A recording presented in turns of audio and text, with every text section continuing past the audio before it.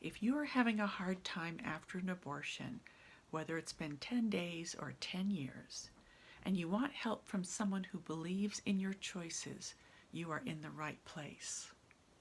This is my second after abortion video, so be sure you watch the first one before this. It is my hope that every person who needs this kind of help will find this video series. I'm sorry you're hurting. Whether it has been 10 days or 10 years since your abortion, you deserve to create a sense of peace. I'm Charlotte Taft. I have counseled with hundreds of women before and after abortion. I want you to know that I believe in you and your choices. That means I know you are a good woman who did the best you could in a tough situation. I honor you for making a hard choice and for seeking help when you need it. You don't have to do this alone. I'm right here with you. These materials represent my personal opinions gathered from years of experience counseling with women. Each person is different, so there's no guarantee as to outcome.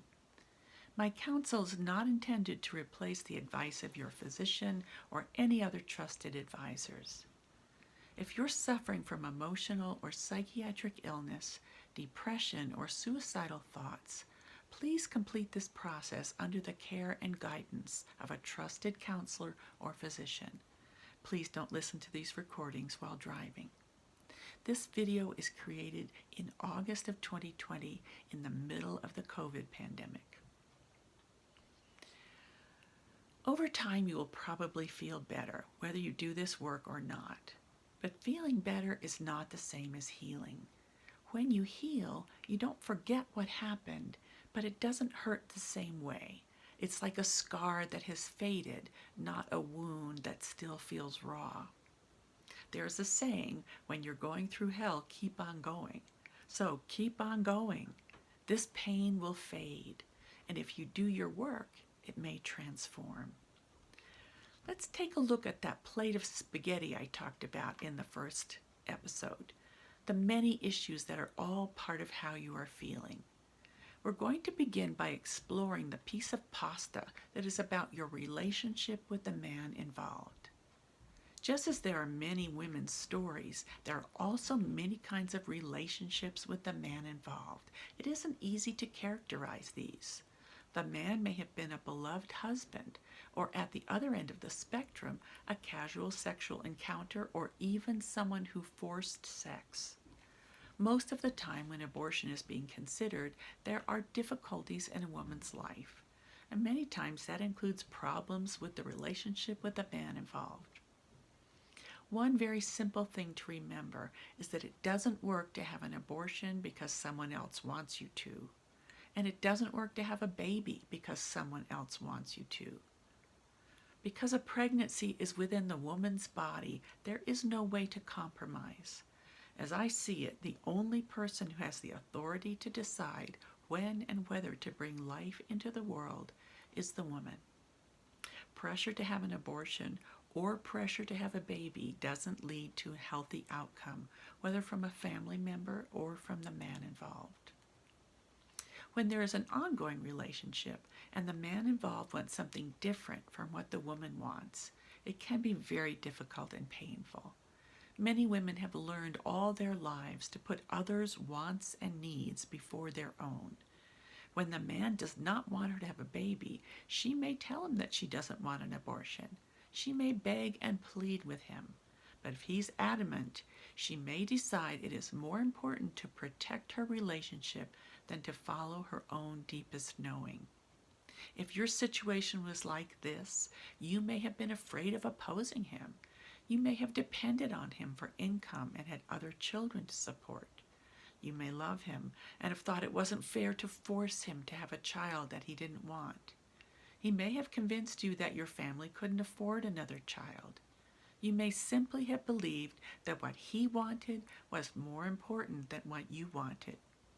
But pregnancy isn't like anything else, and having an abortion that a woman doesn't truly choose for herself can damage her spirit and her very core. Here are some of the kinds of things women have said to me about the men involved in their pregnancies. He didn't turn out to be the man I thought he was. He was my dear husband, and he supported me throughout the whole thing. I am so grateful. He pressured me to have an abortion, and now he says he may never want to have children. I'm so sad that I may never have a child with the person I love. I didn't really know him. I was just lonely that night, and I made a big mistake. He's emotionally and physically abusive. I'm trying to leave. I can't bring a child into this. He was going to get a vasectomy, then COVID hit. We came to this decision together. After I told him I was pregnant, I found out that he already has 3 children with 2 other women. We are just friends. It's not a serious relationship. For a little while, we thought about having the baby and raising it together, but we realized that neither of us is ready for that level of responsibility. He's gone. He won't answer my calls, and he doesn't care anything about what I'm going through. He hasn't even helped with the money. He wanted me to have the baby, and then his mother was going to try to get custody. His family is crazy, and I wasn't going to risk that. He said he'd support me no matter what I did, but if he had said he wanted the baby, I never would have had an abortion. I just couldn't be a single parent. Pause the video for a moment and write about what you heard from the man involved in your pregnancy. If you had an abortion to save your relationship, you may be feeling angry or resentful. The relationship may have failed in spite of you having an abortion. It is so hard not to want to blame someone else for something painful. But blame is poisonous. You become a victim whether you blame someone else or blame yourself.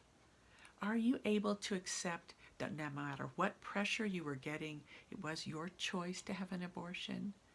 Can you accept that without blaming yourself, with compassion and forgiveness for yourself? If you had an abortion that you now regret, and you did it either because someone else wanted you to or pressured you to, you may be devastated. Remember the 5 core feelings: happy, sad, angry, scared, and ashamed. How are you feeling about what's happened? Notice that it may be easier to feel ashamed, as if something is your fault, than to feel angry. The blessing next to the wound in this experience could be that you seek counseling to heal the codependency that keeps you putting yourself and your wants and needs last. One of the most important things you can do is to get in touch with your anger. Yet even when someone has pressured you, it doesn't serve you to blame yourself or anyone else for your abortion. You do not have to see yourself as a victim. Even if you are unhappy about the choice you made and how you made the decision to have an abortion, it was still your choice. Blame isn't useful, whether you are blaming him or blaming yourself. Do you regret having an abortion? For some people, regret means, I wish this had never happened to me. I regret that I was in a situation where I even had to consider having an abortion. For other people, regret means, I made a mistake. I wish I had not had the abortion. I wish I were still pregnant. I want to have that baby back. What do you mean when you say regret? If you had not had the abortion, wouldn't you still be dealing with all the issues that made you consider abortion in the first place? Some women have gotten pregnant again quickly after their abortions in order to try to replace the baby they didn't have. That usually doesn't work very well, and sometimes those women have had another abortion when they realize that their situation hasn't changed. I hope you will be very careful about birth control and give yourself some time to heal before you even consider getting pregnant again. If replacing the pregnancy doesn't work, how can you heal your regret? There's a wonderful quote by James Baldwin. Not everything that is faced can be changed, but nothing can be changed that is not faced. So actually facing and accepting that abortion is the choice you made is critical. The first thing is to feel your actual feelings, to grieve your losses, to be angry about what was not fair, and to accept that you are an imperfect human being. You cannot change what has happened, only how you think about it. Focusing on regret can keep you stuck in the past where you have no power. It could be very healing to get some counseling to assist you to learn how to stand up for your own beliefs and your own wants. What have you lost? Grief is the process of honoring what you have lost. Grief is not comfortable, and it is not a straight line. You may have deeply sad feelings one day and then feel better, and then something triggers your grief again. You don't have to lose the idea of the baby you didn't have. Some women release the spirit of their pregnancy into the universe. Others keep the spirit of their pregnancy within their heart. How would you like to handle that? Some women create a kind of memorial to the pregnancy. They plant a tree or create an altar or make a collage or write a poem. If you're wishing you could provide nurturance, there is a vulnerable little being who desperately needs your attention, and it is within you. See what happens when you turn your love and attention inward. Having an abortion is an experience that you can allow to transform you. You can become your more essential self. You can allow your heart to break open and feel more compassion for others and for yourself. Or you can become angry and miserable and armor your heart against any possible hurt. It's your choice. How to come to terms with ending a life. Finding a way to come to terms with having ended a life is a major issue for some women. It is inescapable that abortion ends life. But the question is, how do you think of that life? Over the years, I have worked with a few women who have decided to sentence themselves to an emotional life in prison after an abortion. They are committed to punishing themselves, and they think they deserve it. This is terribly sad. Not only are they in misery, but also their families, often their children, are affected by their focus on themselves and their self-judgment. If you believe that an embryo or fetus is the same as a born person, and that abortion is the same as murder, then you may be punishing yourself like this. From my perspective, abortion was not an appropriate option for you because you could not really own that choice as an ethical decision. If you're part of a religious tradition that provides a mechanism for confession and absolution, I hope you'll seek help there. And I hope you will find a way to forgive yourself. Many women tell me that when they were pregnant, they wished for or prayed for a miscarriage. Yet the embryo or fetus would die in that process as well. How would that be different? Of course, it wouldn't be your fault. It is very hard to be responsible for a decision about life and death. Women in our society have not been prepared to make this kind of decision, even though abortion has been legal for nearly half a century. It has been said that abortion violates the taboo that men have invented, that they alone have the right to set values by which we can decide when life can be taken. For women to assert that it is moral to have an abortion is an ultimate usurpation of male claims to supreme ethical authority. When men put on a uniform, whatever killing they do is usually considered legal and moral, even though it doesn't involve any of the kind of soul-searching that you are doing about abortion. Although women have been responsible for bringing life into the world since the beginning of our species, we are not seen as having the authority to decide when and whether to do it. In some cultures, there are goddesses that represent the circle of life, goddesses that are responsible for both birth and death. Yet in Western religious tradition, the female is depicted primarily as the innocent virgin or the loving mother.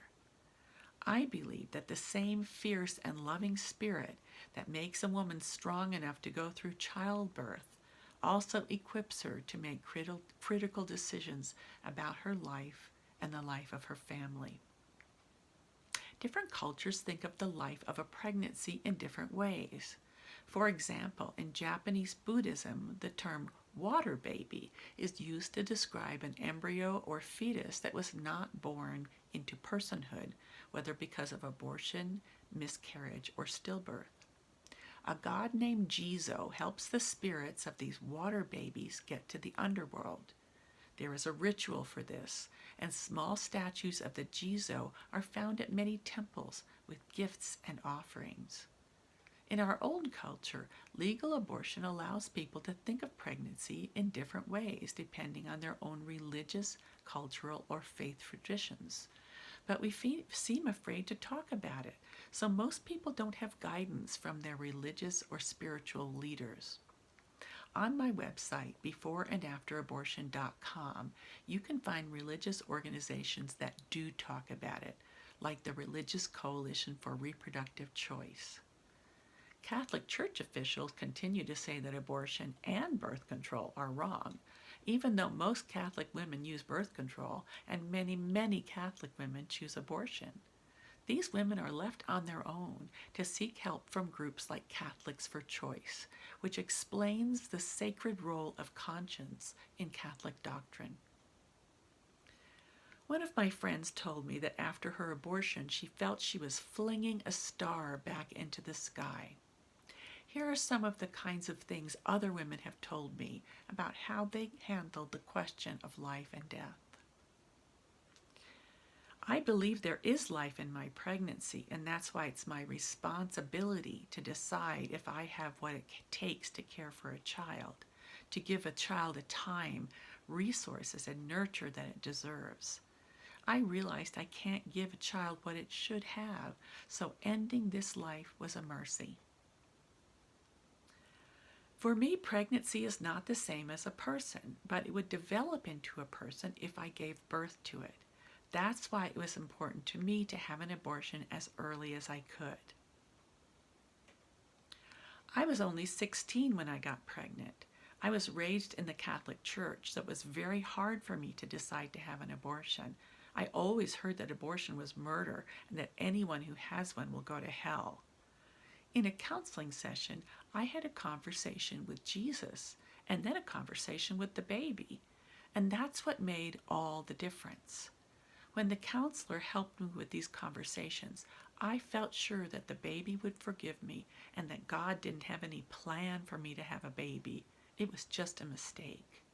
I know I did the right thing, both for that baby I didn't have and for myself. And I know I'm not going to hell. I was never religious, and I always believed that women had the right to choose, so I was really surprised that I had such a hard time after my abortion. As I look back, I think it was more about how upset I was that my boyfriend stopped talking to me when I told him I was pregnant. Even though I wasn't prepared to have a baby, I thought that at least I would have some part of him. A few weeks after the abortion, I had a sort of funeral where I buried a stone that represented the baby and the ring he gave me. That helped me say goodbye to both the idea of a baby and my hope for that relationship. I'm a biology teacher, so I know that life is a continuum. The sperm and the egg had to be living before conception. I value life, and I value children so much that I didn't want to have a child when the time wasn't right. I honored the spirit of that pregnancy and also honored myself for making such an important decision. When I went to the clinic, there was a man outside yelling who was carrying a big sign with a bloody, dismembered late-term fetus on it. I know he had that sign to make me feel bad so I wouldn't have an abortion. But actually, I looked at it and wondered how they got the picture.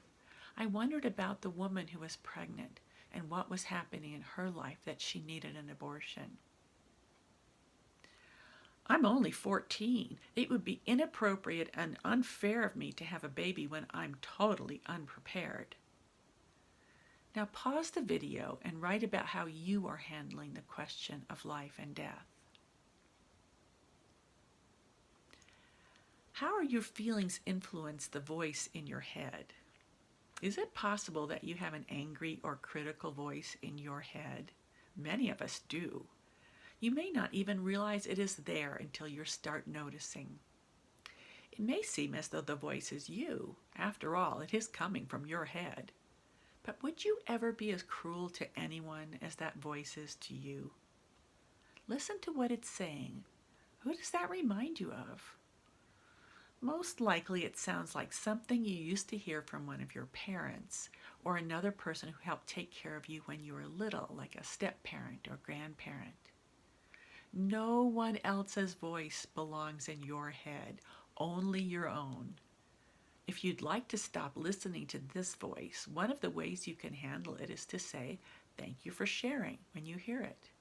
You don't need to argue with what it's saying or agree with it. Just take away its power over you.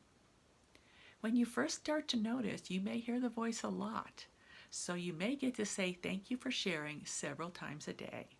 That's what happened to me.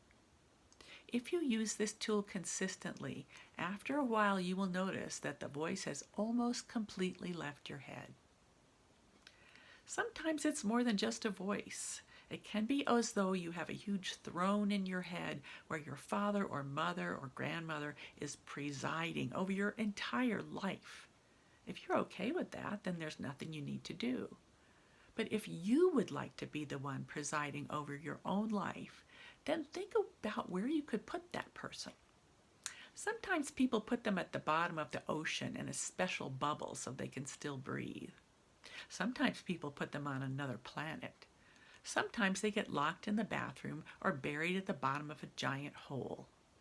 The intent is not to harm them, just to get them completely out of your head.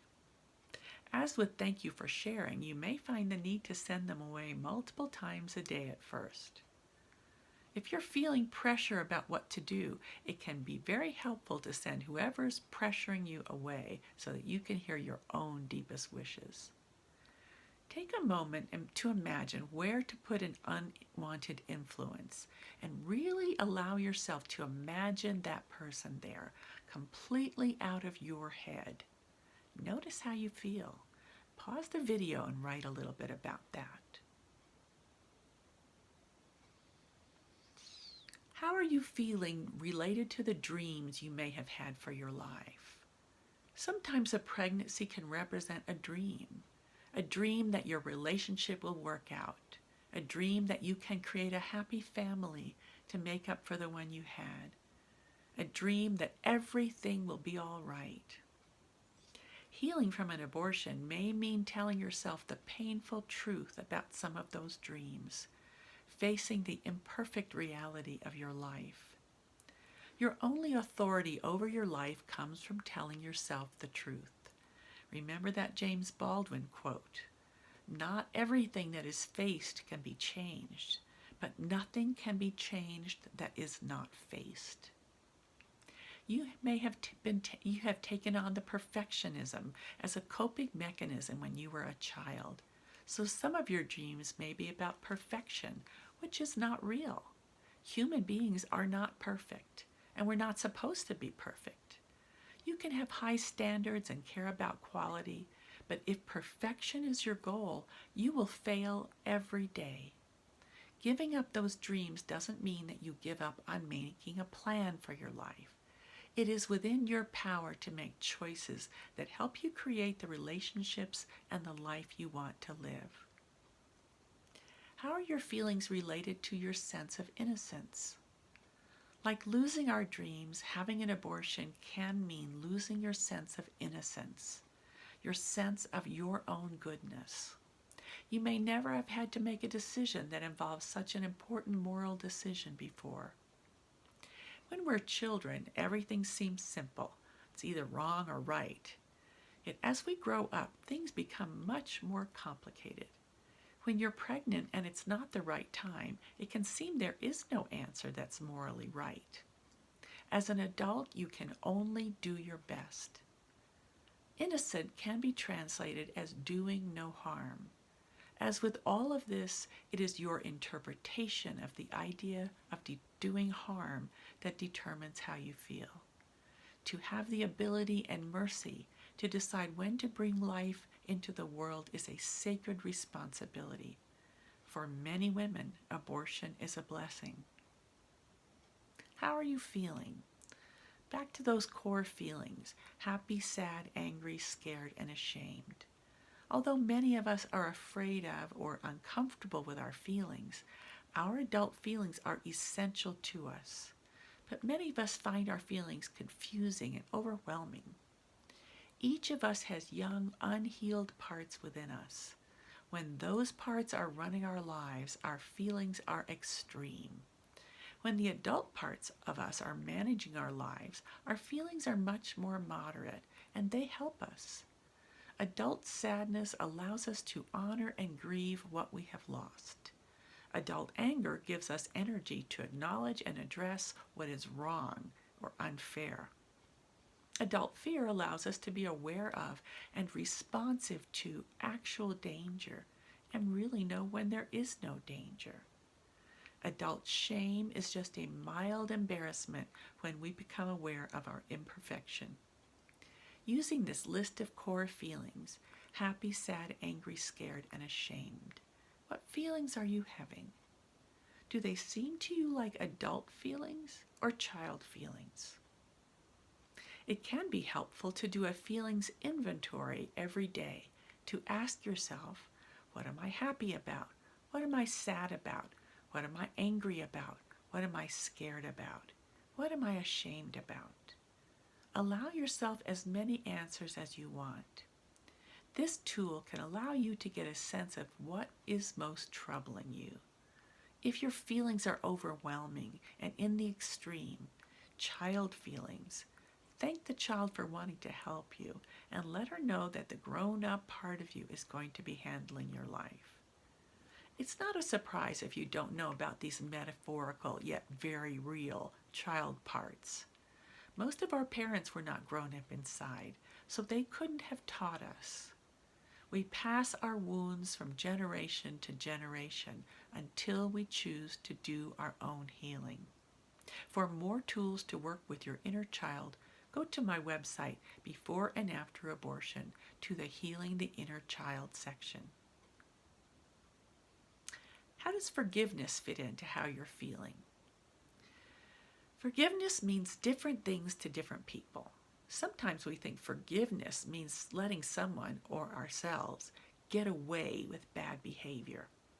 It's hard to forgive yourself or anyone else if that's what you believe. One definition of forgive is to give to yourself or the other person as you did before. Forgive.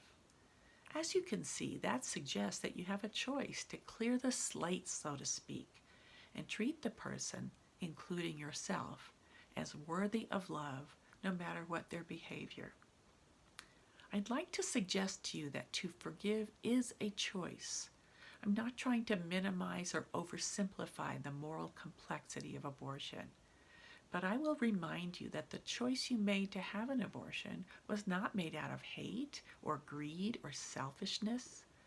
No matter what voice you are hearing now, when you had an abortion, you were hearing the voice that told you it was the most moral, responsible, and loving thing you could do in your situation.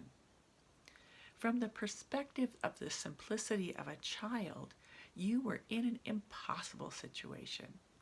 The complicated issues like adult relationships, pregnancy, finances, and parenting provide no easy answers, only shades of gray. The only thing good adults can do is make the best choices they can. Their choices will always be imperfect because human beings are imperfect. So when people ask me how they can forgive themselves, I answer, forgive yourself. Perhaps the opposite of forgiveness is punishment. Conflict or perceived danger often throws us back into a childhood state. For example, even though we may have adult ideas about God and religion, at difficult times in our lives, we may go back to acting like God is a kind of punishing, angry daddy. We may find ourselves expecting punishment. If you're thinking of yourself as a bad little girl, you can easily see where those thoughts will lead you. Can you interrupt that and see yourself as the adult woman you are? Can you make different interpretations about your thoughts that lead to different feelings? What's the benefit of punishment? Does it help you, your children, or other family members, your partner, the baby you didn't have? Perhaps you're punishing yourself so that you think you're a good person. I'm going to suggest that punishing someone or shaming someone, yourself or someone else, doesn't benefit or improve anything and does not lead to healing. As I said, there's no specific time it takes to heal. Everyone is different. But just as with your skinned knee, you probably have an idea of what is normal for you. If your knee just kept hurting and didn't get better, at some point you would go to the doctor to get more help. This is just the same with emotional healing. You are already seeking help by watching this video. Good for you. When you've watched all of the videos, if you aren't feeling better or if you're feeling stuck, it may be a time to seek more help from a counselor. There are free peer counseling sites like All Options you can find on my website, beforeandafterabortion.com, and most communities have counselors or therapists. I strongly suggest you make sure ahead of time that any counselor you see is pro-choice, believes that you can be a good person whichever choice you made. Thank you for allowing me to be part of your healing journey. Of course, no video is the same as person-to-person counseling. This may be all you need or all you are ready for, or this may be just a part of your work. I've been honored to share what I have learned in all these years of working with women, and I hope it's been helpful to you. We're going to end with a guided imagery. Find a place where you can be private and undisturbed for at least 10 minutes. Lie down or sit with your head supported. Allow your eyes to gently close. Now take in a really deep breath. Hold it for a count of 3. 1, 2, 3. Then let it all the way out with a sigh. Good. Take a couple of more deep breaths just like that. As you breathe in safety. As you breathe out, release any fear you may have. You have done some very powerful work. It took love and courage to come to this with an open heart. I'm proud of you. As you continue to breathe deeply, notice that you are at the top of a beautiful, gentle stairway. As you reach for the handrail, you'll notice that with each step you take, you feel more and more deeply relaxed. More and more deeply relaxed with each step. There's no hurry. Take each step slowly, feeling more and more deeply relaxed. When you find yourself at the landing, you'll notice an open door. As you walk through, you will find yourself in a beautiful place in nature. This could be a beach or a park, the mountains or a lake, beautiful gardens, or a stunning desert. This may be a favorite place or a place you've not been before. Notice that there are some comfortable places to sit nearby, large rocks or tree stumps or chairs. Go over and take a seat.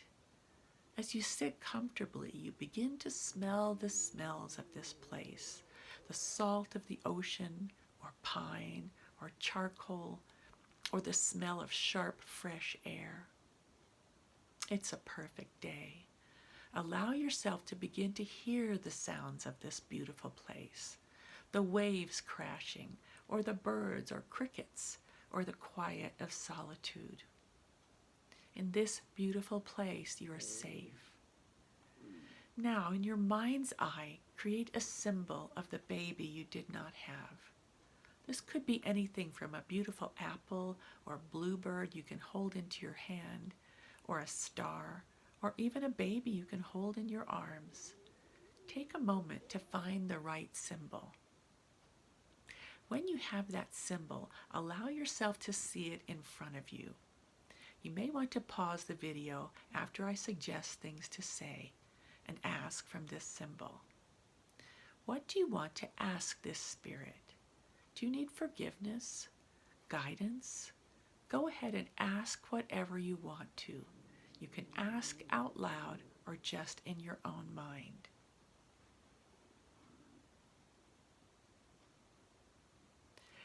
Then give your voice to this spirit and listen to the answer. Really allow yourself to hear and take it in. Pause the video if you'd like and take your time.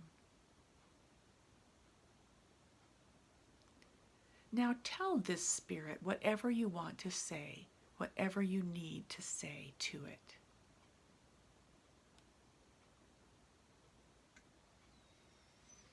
Now thank this spirit for being with you. Say goodbye just for now, because you can talk with this spirit anytime you want. You can release this spirit into the universe, or if you want to keep it close, you can make it small in the palm of your hand, place your hand over your heart, and allow it to nestle safely within your heart. Now bring to mind anyone who you think has harmed or wronged you. This could be the man involved, God, your parents, even yourself. One by one, allow each person to come before you and ask you to forgive them. See their faces and open your heart to them. Remember, giving forgiveness doesn't mean that how they treated you was all right. It means that you are no longer carrying the weight of it.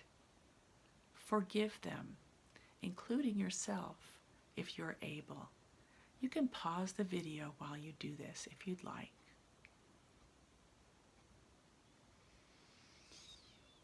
Now bring to mind anyone you think you have wronged. This could be the man involved, God, your parents, even yourself. One by one, allow each person to come before you and ask them for their forgiveness. Asking forgiveness doesn't mean you are bad or wrong. It means that you are human. See their faces and open your heart to them. Take your time and listen to their forgiveness. You can pause the video while you do this.